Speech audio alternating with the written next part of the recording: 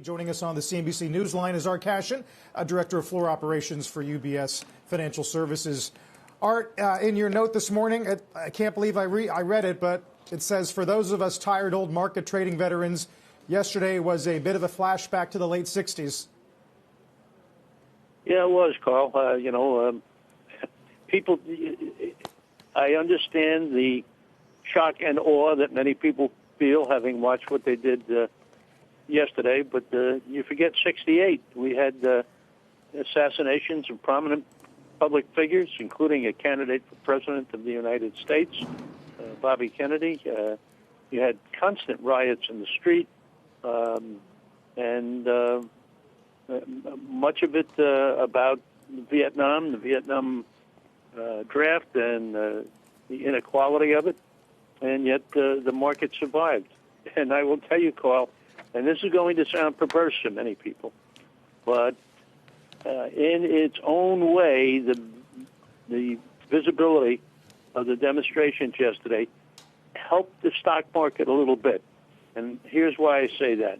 They realized that the mood in Washington had to change a little bit, that people were going to be embarrassed. You saw that with the congressman first setting up to speak against certification of the electoral vote, and then some of them changing almost in mid-sentence. That led the market, or some people trading in the market, to say, you know what, nobody's going to want to look to be obstinate after this. You're going to want to look like you're working for the United States and cooperating. So if you are a Republican, perhaps you will better accommodate what Biden's doing. If you're Biden and that team, you might not want to go for anything that's way out of the norm.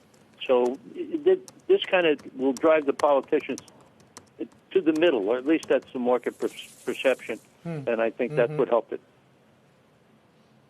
In terms of sector-oriented leadership now, I mean, are you looking more to financials? And we can see what rates are doing today. We're back to levels that we saw in March. Or is this more about industrials and infrastructure and rebuilding something that the market's obviously been disappointed in the last couple of years?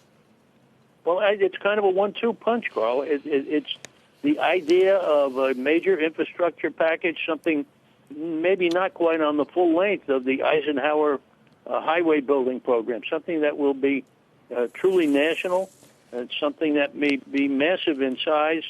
That's going to help everybody from the Caterpillars on down through the commodities and the concrete makers and whatever. But it's going to put pressure on the government to spend, and they're going to have to decide what they want to do about financing this.